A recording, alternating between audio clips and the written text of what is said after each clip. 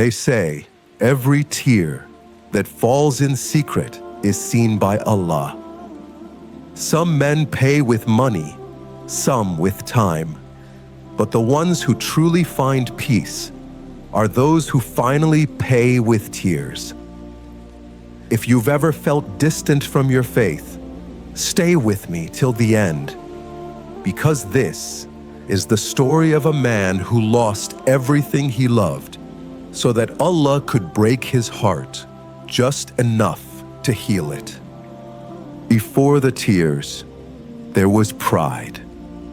Haris Malik, in his 30s, he was the kind of man everyone envied. Confident, sharp, always in motion. Respected, admired. A jeweler whose store glittered like daylight. He started small, repairing watches in a corner shop. His father's little shop had once smelled of oil and dust. But within 10 years, he owned a jewelry store in the heart of the city. He believed he had built it all himself. I made myself. No one helped me. Now it was mirrors and marble. But every coin he earned cost him something unseen. People respected him. Some feared him. But very few loved him, because the higher he climbed, the colder he became. His father used to say, "Haris, success means nothing if your heart grows hard." But Haris was too busy chasing light from diamonds to notice the darkness creeping into his soul. At home, his wife stopped waiting at the table. His son stopped knocking on his door, and Haris stopped hearing the sound of his own heart. Success was loud, and guilt whispered too softly to compete. One Friday evening, the shop was full. His phone kept buzzing.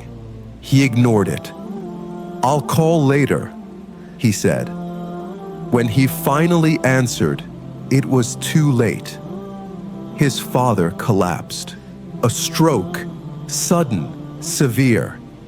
His father had been rushed to hospital. A heart attack. By the time he arrived, the machines had fallen silent.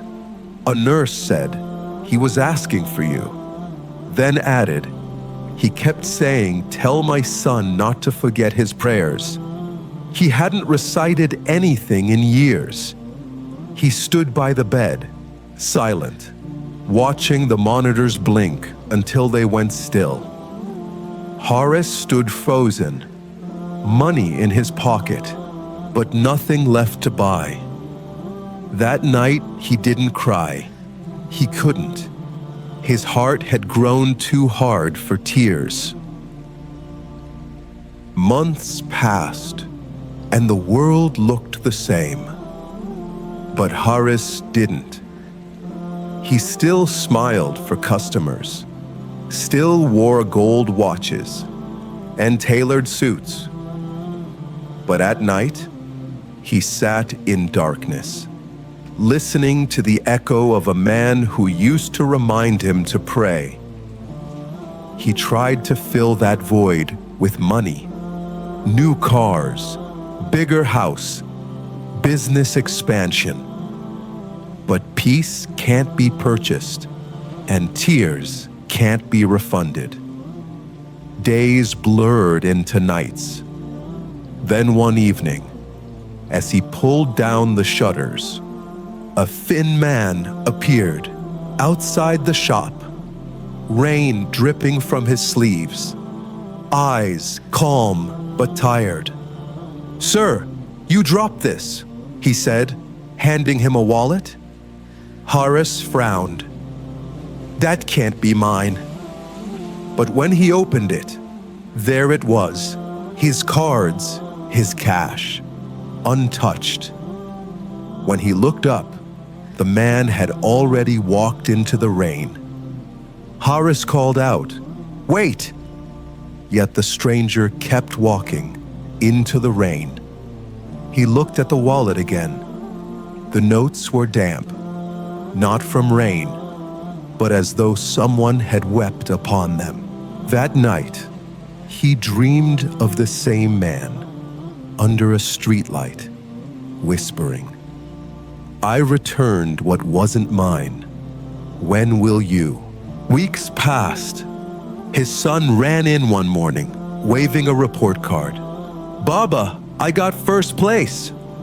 Harris smiled faintly, distracted, eyes fixed on a diamond bracelet. The boy waited, then walked away. That evening, Harris came home to silence. Miriam sat near the door, suitcase beside her. "We don't need your gold, Harris. We needed you." The door closed and the echo stayed. That night, the house felt enormous and hollow. He stared into the mirror and didn't recognize the man staring back. It was raining again when Haris saw the same man sitting by the mosque wall. He approached slowly. "You found my wallet once," Haris said. The man smiled. "I only returned what was yours." Then his eyes drifted to the golden watch on Haris's wrist. That once belonged to another, didn't it? Haris froze. It was his father's watch, sold long ago to fund his first shop. The man's voice softened. "Brother, how many things have you kept that never truly belonged to you?" A single flash of lightning lit the street, and when Haris looked again, the man was gone. No footsteps, no shadow, only rain and the faint echo of the azan. That night, Haris walked to the masjid. The call to prayer sounded like a name he had forgotten.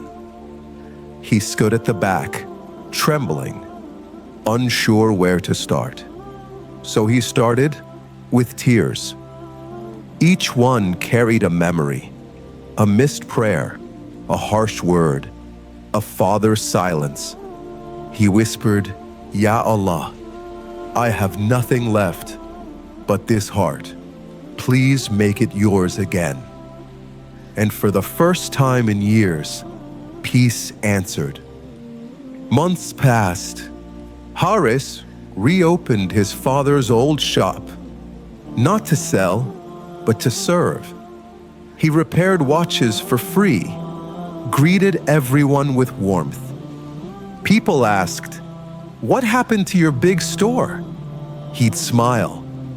"I traded gold for peace."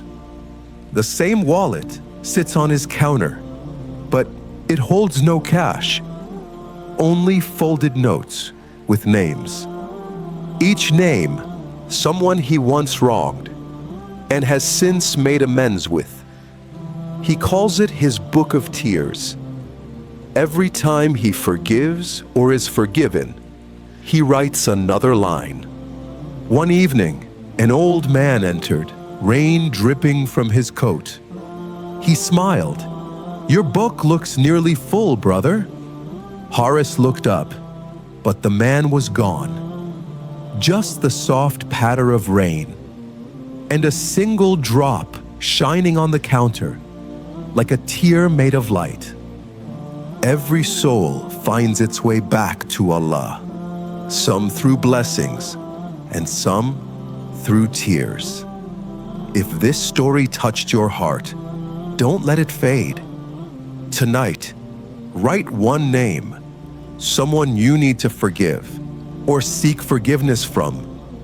Let that be the first page of your own book of tears, because no wealth can buy peace, and no tear is ever wasted when it falls for the sake of Allah. The man who paid with tears, or every heart still searching for mercy. Subscribe for more stories that awaken the soul.